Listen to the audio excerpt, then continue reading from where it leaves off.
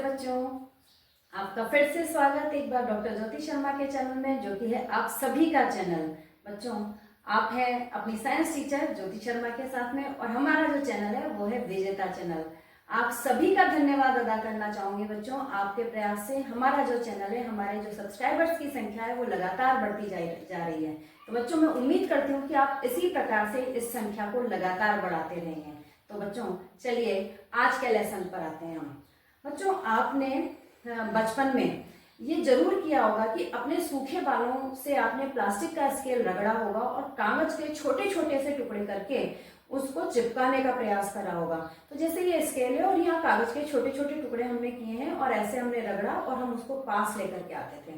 तो बच्चों, हमने देखा कि कुछ टुकड़े जो 4, 5, 7 टुकड़े थे वो अपने आप थोड़ी दूर रखने के बाद भी उस स्केल से चिपक जाते थे। तो ऐसा क्यों होता है बच्चों?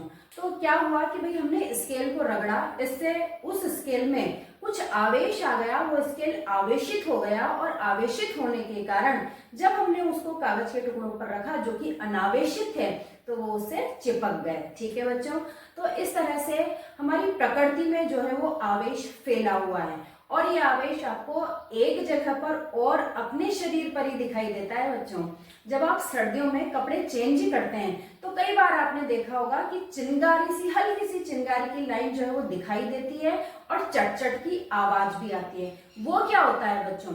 हमारा शरीर भी आवेश का प्रभाव करता है। आपको अच्छे से पता है कि हमारा जो शरीर है वो विद्युत का चालक होता है, तो हमारा शरीर में भी आवेश प्रवाहित हो रहे हैं। और जो कपड़े हमने पहन रखे हैं, हमारा तापमान ज्यादा होता है सर्दी में और हमने जो कपड़े पहन रखे हैं उनमें रगड़ होती है और तापमान ज्यादा होने के कारण हल्की सी भी रगड़ के कारण वो इलेक्ट्रॉनों का आदान प्रदान हो जाता है और उस आदान प्रदान के कारण ही बच्चों जो वो चट चट की आवाज आती है या फिर वो जो लाइनिंग हमें चिंगारी के रूप में दिखाई देती है वो हमें स्पष्ट नजर आती है बच्चों। तो इस तरह की बहुत सारी छोटी मोटी घटनाएं जो हैं आवेश पर आधारित वो हमें दैनिक जीवन में देखने को मिलती हैं बच्चों। तो आइए हम अपने लेसन की तरफ चलते हैं, और जो कि है आज का लेसन हमारा कुछ प्राकृतिक परिघटनाएं। तो प्राकृतिक परिघटनाओं को समझने से पहले आपकी बुक में आवेश के बारे में दे रखा है, तो बच्चों पहले उनसे संबंधित क्वेश्चंस हम सॉल्व करते हैं। तो क्वेश्चन 1 है कि आवेश कितने प्रकार के होते हैं और ये किस प्रकार अन्योन्य क्रिया करते हैं। अन्योन्य क्रिया का मतलब आप जानते हैं, आपस में क्रिया कैसे करते हैं। तो आवेश जो होते हैं बच्चों वो 2 प्रकार के होते हैं, धनावेश और ऋण आवेश। और ये किस प्रकार से क्रिया करते हैं? तो भाई जब धन आवेश, जब समान आवेश एक दूसरे के पास आएंगे तो वो एक दूसरे को प्रतिकर्षित करेंगे। प्रतिकर्षित का मतलब दूर भगाने का काम। अपने आप कितना भी उन्हें पास लाना चाहें वो पास नहीं आएंगे, वो थोड़ा सा यहाँ पर आते ही क्षेत्र में आते ही और वो दोनों एक दूसरे को दूर भगाने का काम करेंगे।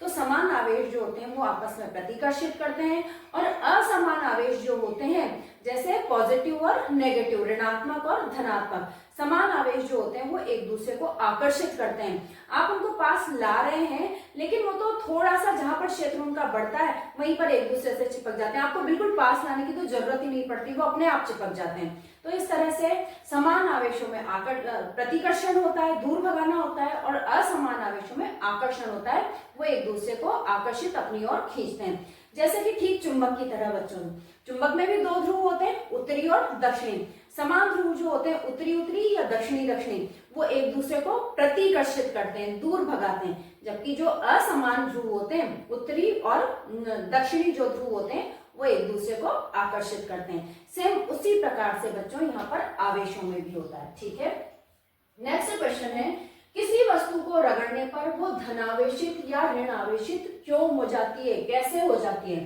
तो बच्चों जब हम किसी वस्तु को किसी कपड़े से रगड़ते हैं या किसी से भी रगड़ते हैं, जैसे मैंने मेरे हाथ में अगर मैं कोई भी कपड़ा पकड़ लूं और उससे मैं इसको रगड़ रही हूँ, जैसे मैं इससे इसको रगड़ रही हूँ, तो रगड़ती हूँ तो दोनों वस्तुएं रगड़ खा रही है, उष्मा उत्पन्न हो रही है। उससे क्या होता है, एक वस्तु से तो इलेक्ट्रॉन निकल जाते हैं और दूसरी वस्तु उन इलेक्ट्रॉनों को ग्रहण करती है। इलेक्ट्रॉन आप जानते हैं बच्चों ऋण आवेशित होते हैं, और जब ऋण आवेश किसी वस्तु से निकल जाता है तो उसमें धन आवेश की बढ़ोतरी हो जाती है। तो जिससे निकला है, इससे इलेक्ट्रॉन निकले तो इस पर तो धनावेश आ जाएगा, और इस वस्तु ने उन इलेक्ट्रॉनों को ग्रहण किया तो इसके ऊपर ऋण आवेश आ जाएगा।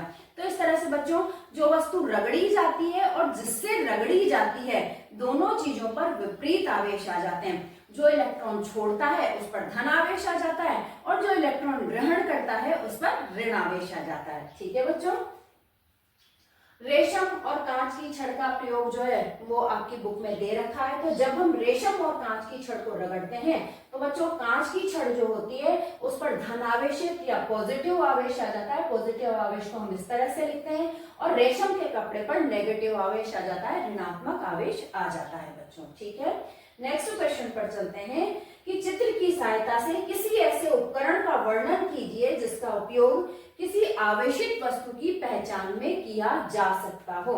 इसी को ही दूसरी लैंग्वेज में दूसरे शब्दों में क्वेश्चन को लिखा जा सकता है कि प्रयोग द्वारा सिद्ध कीजिए कि आवेश का स्थानांतरण हो सकता है। बच्चों मैंने कहा था आपको कि जहां पर भी प्रयोग द्वारा सिद्ध करना शब्द आ जाए वहां पर आपको चित्र बनाना है और उस चित्र में हम क्या कर रहे हैं वो उसे प्रदर्शित करके उसको वर्ड्स में लिखते हुए सिद्ध करना है। ठीक है, दोनों ही क्वेश्चंस का जो जवाब है वो एक ही है बच्चों। तो ऐसा उपकरण जो कि आवेशित वस्तु की पहचान कर सके उसको तो हम कहते हैं विद्युत दर्शी। और जो सिंपल विद्युत दर्शी है बच्चों, बिल्कुल सामान्य प्रकार का विद्युत दर्शी, वो हम अपने घर की कुछ वस्तुओं से बना सकते हैं। देखिए किस तरह से बनाया है।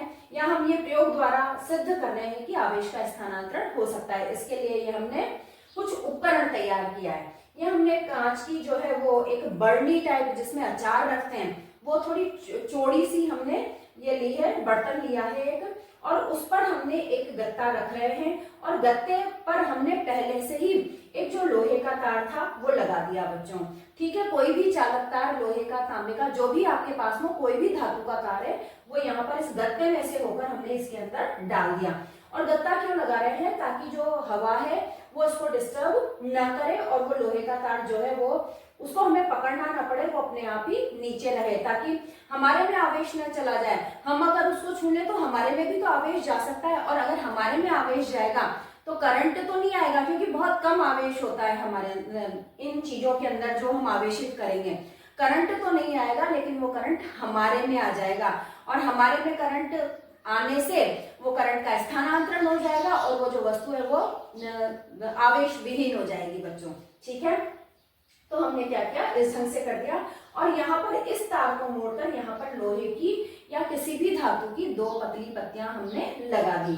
तो अब ये पत्तियां ऐसे ही सिंपल ढंग से लगाई हैं बच्चों, तो बिल्कुल एक दूसरे के पास ही होंगी, इस ढंग से होंगी जब एक सिंपल ही हम उसको रख रहे हैं। तो अब हम क्या कर रहे हैं कि आवेशित कांच की छड़ को या हम किसी भी आवेशित वस्तु को यहाँ पर लेकर आते हैं और उसको इससे छुआते हैं।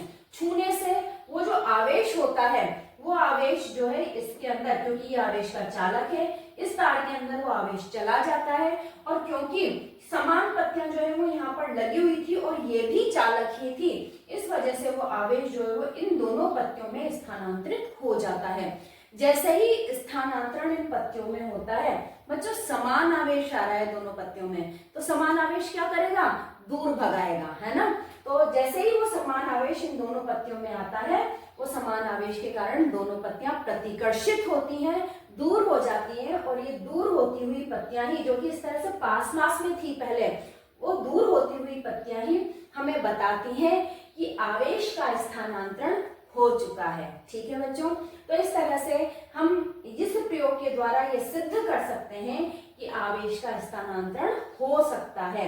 और ऐसे ही ये वाला क्वेश्चन, ये हमने उपकरण बना दिया है जिसका उपयोग किसी आवेशित वस्तु की पहचान में होता है। तो ये दूर हो गई, तो इससे हम कि इसके अंदर आवेश है या नहीं है इस बात की पुष्टि कर सकते हैं। ठीक है बच्चों, आपने देखा होगा जो दो गुब्बारे हैं अगर वो समान ही चीज से रगड़े गए हैं, जैसे दो गुब्बारों को अगर मैं प्लास्टिक की थैली से रगड़ दूं तो उन पर एक ही आवेश आएगा बच्चों।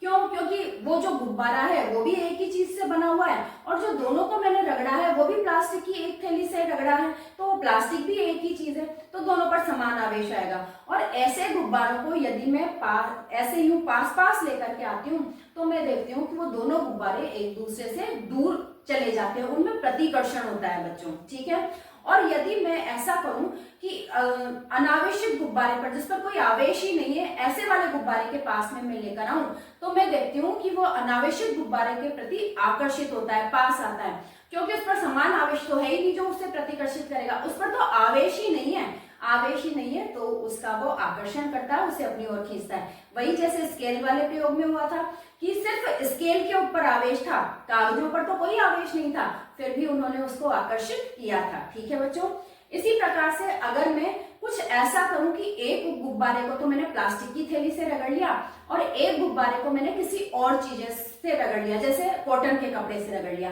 अब मैं दोनों को पास लेकर आती हूँ, तब मैं देखती हूँ कि दोनों जो गुब्बारे हैं वो पास पास आ जाते हैं। अभी थोड़ी देर पहले तो एक चीज से रगड़ने पर तो दोनों दूर जा रहे थे, पर अब मैंने अलग अलग वस्तुओं से उसको रगड़ा है, एक को कॉटन के कपड़े से रगड़ा है, एक को प्लास्टिक के थैली से रगड़ा है।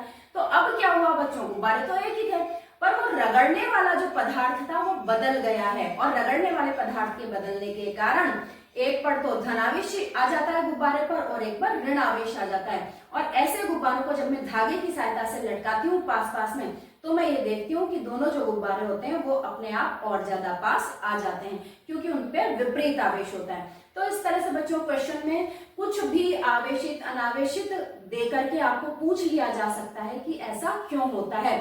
तो क्यों का कारण एक ही है बच्चों, कि जो समान आवेश होंगे वो एक दूसरे को प्रतिकर्षित करेंगे और जो असमान आवेश होंगे वो एक दूसरे को आकर्षित करेंगे। ठीक है, अगला क्वेश्चन, भू संपर्कण किसे कहते हैं?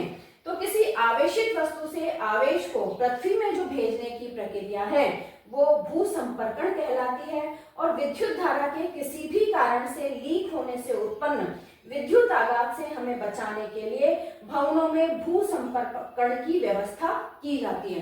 बच्चों आपने देखा होगा कि एक जो हमारे स्विच 3 वो रहते हैं उसके अंदर, सॉकेट के अंदर, तो एक तो धनात्मक रहता है, एक ऋणात्मक रहता है, और जो तीसरा रहता है वो अर्थिंग वाला रहता है, वो भू संपर्कण के लिए रहता है। बच्चों किसी भी वजह से किसी उपकरण में कोई करंट आ जाता है तो वो करंट हमें न लगे, बल्कि वो करंट सीधा ही पृथ्वी में चला जाए, इसके लिए मकान बनते समय अर्थिंग की व्यवस्था की जाती है बच्चों।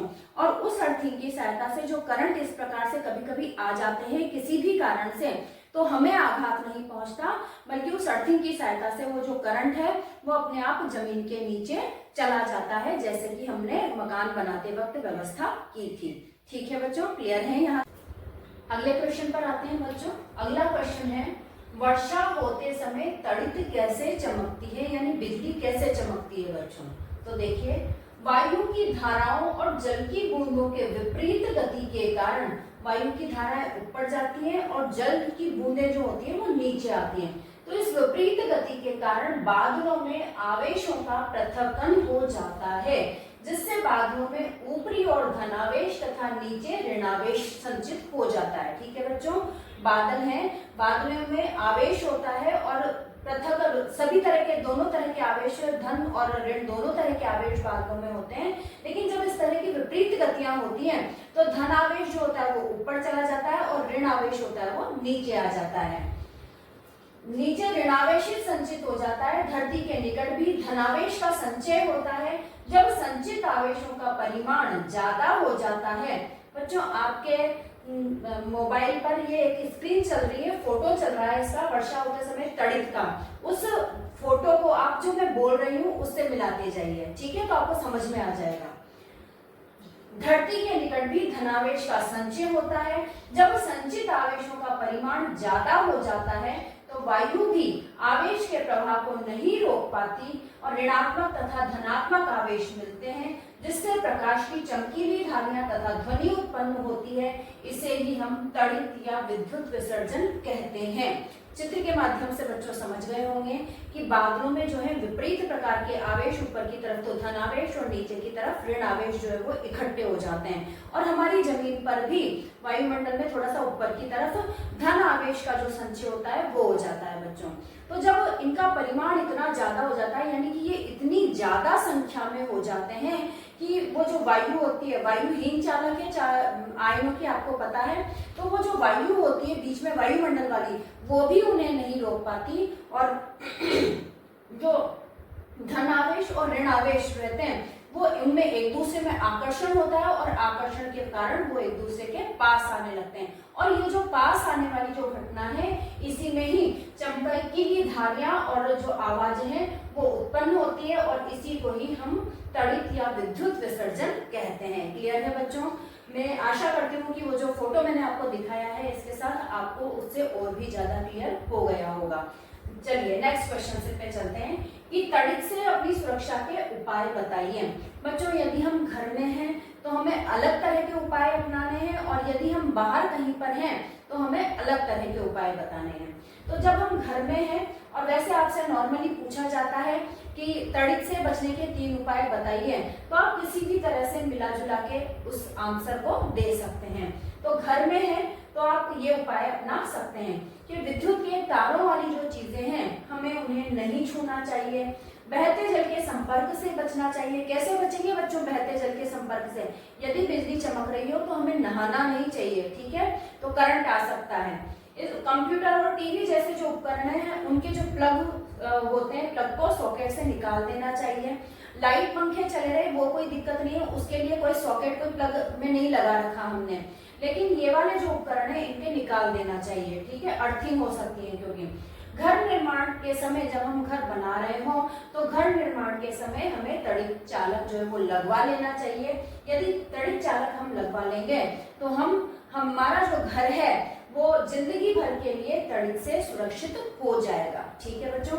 ये तो घर में रहकर करने वाले उपाय हैं। और यदि हम बाहर हों तो हमें क्या करना चाहिए? गरज सुनने के बाद तुरंत किसी सुरक्षित स्थान पर पहुंचना चाहिए और अंतिम गर्जन सुनने के बाद ही सुरक्षित स्थान से बाहर निकलना चाहिए। बच्चों वो सुरक्षित स्थान जो है वो कोई भी भवन, किसी का घर या कुछ भी जो आपको भवन जैसा दिखाई दे रहा है वो सुरक्षित स्थान हो सकता है। तो जब तक बादल गरज रहे हैं, जब तक बिजली चमक रही है, तब तक आपको वहां पर वेट करना चाहिए और अंतिम गर्जन समाप्त होने के बाद ही आपको वहां से बाहर निकलना चाहिए, ठीक है बच्चों। और यदि किसी कार या बस में हम यात्रा कर रहे हैं तो उसके जो कार या बस के दरवाजे, खिड़कियां जो सभी कुछ है वो हमें बंद कर लेने चाहिए और अब बंद करने के बाद हम उसके अंदर तड़ित से सुरक्षित होते हैं। छाता लेकर तो कभी भी तड़ित हो रही हो और छाता लेकर तो हमें कभी भी बाहर नहीं निकलना चाहिए बच्चों। क्यों? क्योंकि ये वाला जो क्वेश्चन है ये आपसे ऐसे ही उपायों में नहीं बल्कि ऐसे भी पूछ लिया जाता है कि तड़ित के समय छाता लेकर जाना सुरक्षित होता है या नहीं। तो बच्चों बिल्कुल भी सुरक्षित नहीं होता तड़ित के समय छाता लेकर जाना। क्यों नहीं होता? कि भाई उसके अंदर जो ऊपर वाला जो छाता होता है वो किससे जुड़ा हुआ होता है बच्चों? वो धातु से ही तो जुड़ा होता है और उसकी जो कैप होती है वो ऊपर की तरफ रहती है। तो वो और उसको हमने किससे पकड़ा है? हमारे हाथ से पकड़ा है। तो उस धातु को हमने अपने हाथ से पकड़ा हुआ है और धातु जो होती है वो विद्युत की चालक होती है, तो हमें तो आसानी से करंट आ जाएगा बच्चों। इस वजह से कभी भी जब बिजली चमक रही हो तो हमें घर से बाहर जो छाता है वो लेकर नहीं चलना चाहिए। कुछ भी और कोई उपाय हम अपना सकते हैं, बरसाती ले जाएं, कुछ और पहन के चले जाएं, रेनकोट वगैरह, पर छाता लेकर बिल्कुल नहीं निकलना है बच्चों, ठीक है बच्चों। विज्ञान जो होती है हमारे जीवन जीने के लिए बहुत आवश्यक होती है। हर जगह पर विज्ञान है बच्चों। तो ऐसे नहीं है कि हम ये क्वेश्चन आंसर बस पढ़ने के लिए कि हमारा बोर्ड एग्जाम आ रहा है इसके लिए हम कर रहे हैं, बल्कि ये हम इसलिए भी पढ़ रहे हैं, हम विद्यार्जन इसलिए भी करते हैं बच्चों कि जो भी हम पढ़ रहे हैं उसको हम अपने जीवन में उतार पाए। तो ये जैसे ये वाली चीज आई तो आप इसको अपने सिर्फ पढ़ना ही छोड़ना है, इस बात को आप अपने जीवन में भी उतार सकते हैं। और भी बहुत सारे सभी सब्जेक्ट्स में ऐसा होता है बच्चों, कोई ना कोई आपको जीवन में अपनाने वाली बात आती ही है। इससे जो हमारे जीवन के जो वैल्यूज हैं बच्चों, जो जीने का तरीका है वो बिल्कुल बदल जाता है। तो आप साइंस पढ़ रहे हैं तो आपका जो जीने का तरीका है बच्चों वो विज्ञानमय होना चाहिए, लगना चाहिए कि आप पढ़े लिखे विद्यार्थी हैं। तो इसलिए आप ध्यान रखिए कि कभी भी जब तड़ित चमक रही हो तो हमें छाता लेकर नहीं जाना चाहिए और अगर कोई जा रहा है तो उसे भी ये बात समझानी चाहिए, ठीक है।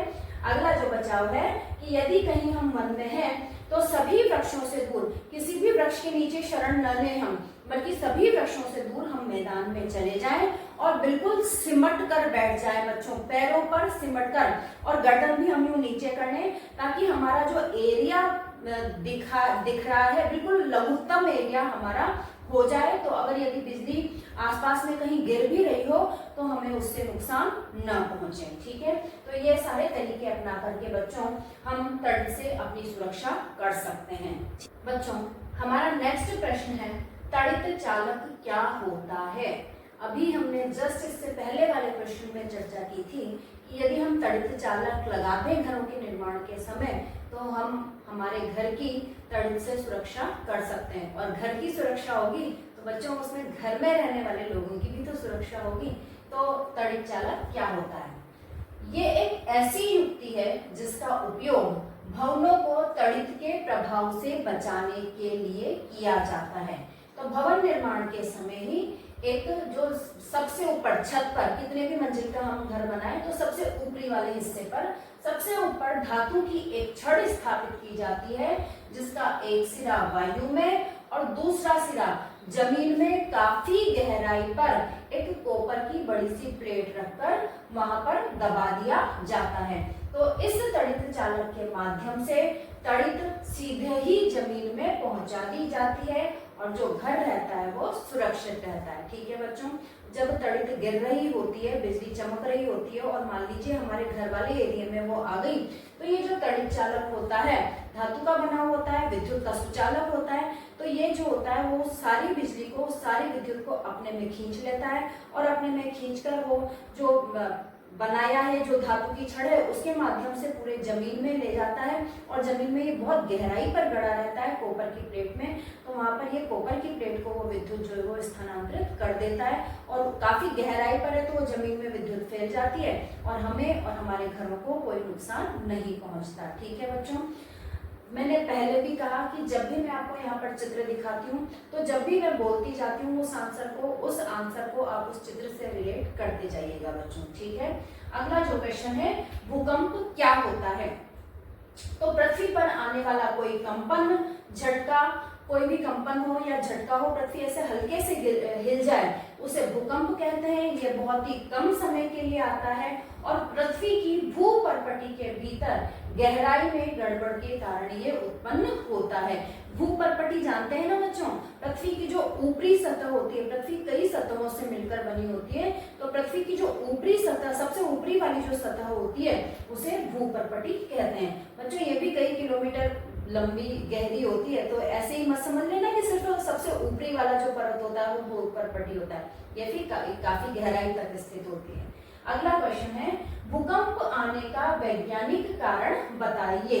भाई ऊपर तो हमने लिख दिया कि गहराई में गड़बड़ के कारण उत्पन्न होती है। अगर 1 नंबर का या 2 नंबर का प्रश्न आए तो आप ये उत्तर लिख सकते हैं, लेकिन अगर निबंधात्मक प्रश्न आ जाता है, विस्तृत रूप से लिखने के लिए प्रश्न आ जाता है, तो फिर बच्चों आप ये वाला उत्तर लिखेंगे कि भूकंप आने का वैज्ञानिक कारण या वास्तविक कारण क्या है। तो देखिए, पृथ्वी की ऊपरी परत जो होती है भूपर्पटी, कई टुकड़ों से मिलकर बनी हुई होती है और इन टुकड़ों को बच्चों प्लेटें कहते हैं। और ये जो प्लेटें होती है इसमें 8 जो होती हैं वो बड़ी बड़ी प्लेटें होती हैं और कुछ जो है वो छोटी प्लेटें भी होती हैं। और ये प्लेटें जो है वो लगातार इधर उधर गति करती रहती हैं बच्चों। तो जब भी 2 प्लेटें आपस में गति करते करते इस तरह से गति करते करते एक दूसरे से पास आ जाती हैं, एक दूसरे से रगड़ खा जाती हैं या फिर रगड़ खा के और वो एक दूसरे को ऊपर नीचे कर देती हैं, उन स्थितियों में ये प्लेटों में रगड़ के कारण और वो ऊपर नीचे करने के कारण एक झटका सा लगता है, एक विक्षोभ उत्पन्न होता है जो पृथ्वी की सतह पर भूकंप के रूप में हमें दिखाई देता है। और अधिकतर जो कारण होते हैं बच्चों वो तो यही कारण है कि प्लेटों के इधर उधर सरकने के कारण, उनके रगड़ खाने के कारण। लेकिन कई बार जो भूकंप है वो ज्वालामुखी के फटने के कारण, उल्का पिंड के पृथ्वी से टकराने के कारण या फिर किसी भूमिगत नाभिकीय विस्फोट के कारण, वैज्ञानिकों ने कोई जो विस्फोट है, नाभिकीय विस्फोट, बहुत ज्यादा ऊर्जा उत्पन्न होती है, उसमें बहुत ज्यादा धमाका होता है, तो उस नाभिकीय विस्फोट को वैज्ञानिकों ने कहां पर करवाया है? भूमि के नीचे जाकर के करवाया है, जमीन में करवाया है। तो उस भूमिगत नाभिकीय विस्फोट के कारण भी कई बार भूकंप आ जाते हैं। ठीक है बच्चों, अगला क्वेश्चन आ जाता है, भारत में किन किन स्थानों पर भूकंप अधिक आते हैं? तो बच्चों जहां जहां पर भी ये प्लेटें सरकती रहती होंगी अधिकतर, वहां पर अधिकतर भूकंप आ जाते हैं, और ऐसे वाले क्षेत्र जहां पर अधिकतर भूकंप आए ही रहते हैं उन क्षेत्रों को भूकंपीय क्षेत्र या भ्रंश क्षेत्र कहा जाता है। तो हमें कौन से स्थानों के नाम लिखने हैं? भूकंपीय क्षेत्रों के नाम लिखने हैं। तो भारत में वो स्थान है कश्मीर, पश्चिमी तथा केंद्रीय हिमालय, समस्त उत्तर पूर्व, कच्छ का रण, राजस्थान तथा सिंध गंगा के मैदान। ये वो स्थान है बच्चों जहां पर अधिकतर भूकंप आए ही रहते हैं। ठीक है, क्लियर है यहाँ तक? नेक्स्ट क्वेश्चन पर चलते हैं बच्चों। अगला क्वेश्चन है, भूकंप की शक्ति का अनुमान किस पैमाने से लगाया जाता है? कि कितना अधिक शक्तिशाली था भूकंप, वो कौन से पैमाने पर लगाया जाता है? तो वो पैमाना है बच्चों रिएक्टर पैमाना। और इस रिएक्टर पैमाने पर, रिक्टर पैमाने पर यदि 7 से अधिक परिमाण हो उसका, तो वो वाला जो भूकंप है वो बहुत ज्यादा विनाशकारी भूकंप माना जाता है बच्चों। यदि 7 से कम होगा तो पृथ्वी थोड़ी बहुत हिलडुल कर रह जाएगी, थोड़े बहुत नुकसान तो होंगे पर फिर भी बहुत ज्यादा विनाशकारी नहीं होंगे। लेकिन अगर 7 से ज्यादा उसका परिमाण होगा तो वो वाले जो भूकंप हैं, तो ऐसे जो भूकंप आते हैं बच्चों, तो वो तो शहरों को, पूरी जनसंख्या को, वहां पर रहने वाले को, सारे शहर को वो बर्बाद करके रख देते हैं बच्चों। तो ऐसा जो विनाशकारी एक भूकंप है वो 26 जनवरी 2001 को गुजरात के भुज में आया था, और इस भूकंप की माप थी 7.5 से अधिक। ठीक है बच्चों, ये वाला जो क्वेश्चन है कि भुज में कब भूकंप आया था, तो ये आपसे क्वेश्चन में पूछ लिया जाता है रिक्त स्थानों वाले क्वेश्चन में। या फिर ये वाला क्वेश्चन कि गुजरात के भुज में जो भूकंप आया था उसकी माप कितनी थी, तो 7.5 से अधिक थी बच्चों। ठीक है, अगला जो क्वेश्चन आता है जो कि बहुत इंपॉर्टेंट क्वेश्चन है और अपने जीवन में उतारने वाला क्वेश्चन है बच्चों। इस लेसन का नाम ही है प्राकृतिक परिघटनाएं। और प्राकृतिक परिघटनाएं जो है वो हमारे आसपास प्रकृति में घटती ही रहती हैं। तो हम ये लेसन पढ़ रहे हैं, तो भगवान ना करे कभी हमारे साथ या किसी भी व्यक्ति के साथ ऐसा घटित हो। पर बच्चों दुर्घटनाएं, कहते हैं ना कि दुर्घटनाएं कहकर नहीं आती, तो इस वजह से हमें हर स्थिति के लिए तैयार रहना चाहिए। हम पढ़ रहे हैं इस लेसन को, हमारे पाठ्यक्रम में ये लेसन शामिल किया गया है, तो इसीलिए तो किया गया है कि जो हम पढ़ रहे हैं उसे जीवन में भी उतारें। तो बच्चों कभी ऐसी स्थिति बन जाती है जीवन में, तो हमें इन तरीकों को, हम जो पढ़ रहे हैं उन चीजों को हमें जीवन में जरूर अपनाना है बच्चों। ठीक है, तो अगला जो क्वेश्चन आ जाता है कि भूकंप से बचाव के उपाय बताइए। तो यदि हम घर में हैं तो कौन से उपाय अपनाएंगे? कि मेज के नीचे, यदि हम घर में हैं तो बड़ी सारी जो मेज होगी या पलंग होगा उसके नीचे हम आश्रय लेंगे, उसके नीचे जाकर बैठ जाएंगे और झटकों के रुकने तक वहीं रहेंगे।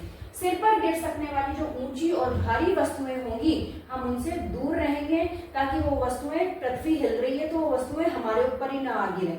और थर्ड है कि यदि हम बिस्तर पर लेटे हैं तो हमें उठना नहीं है बच्चों, घबराकर हम उठ जाएं, हमें उठना नहीं है, बल्कि क्या करना है कि तकिया जो हमारे पास होगा उस तकिया को नीचे से उठाकर हमारे सिर के ऊपर रखकर उसका बचाव करना है, कि कुछ गिरा भी जाए तो कम से कम हमारा जो मस्तिष्क है वो जो है बचा रहे। ठीक है बच्चों, तो अब ये तो कि घर के अंदर रहने पर बचाव के उपाय, और अब है कि यदि हम घर से बाहर हों तो हम क्या उपाय अपनाएं। तो यदि हम घर के बाहर हैं तो भवनों और वृक्षों से दूर किसी खुले स्थान पर बच्चों लेट जाएं। लेटने से क्या होगा कि जो हमारा क्षेत्रफल होगा उसमें, तो हम इससे पहले वाला जो क्वेश्चन था कौन सा था, भूकंप, मुझे याद जस्ट दिमाग से निकल गया बच्चों, तो उसमें तो हम बिल्कुल तड़ित में, यस तड़ित वाला जो क्वेश्चन था उसमें तो हमने अपना जो बिल्कुल क्षेत्रफल था वो बिल्कुल कम कर लिया था कि हमें नुकसान बहुत कम हो, इस तरह से हम बैठ गए थे जमीन पर। ठीक है, घुटनों पर,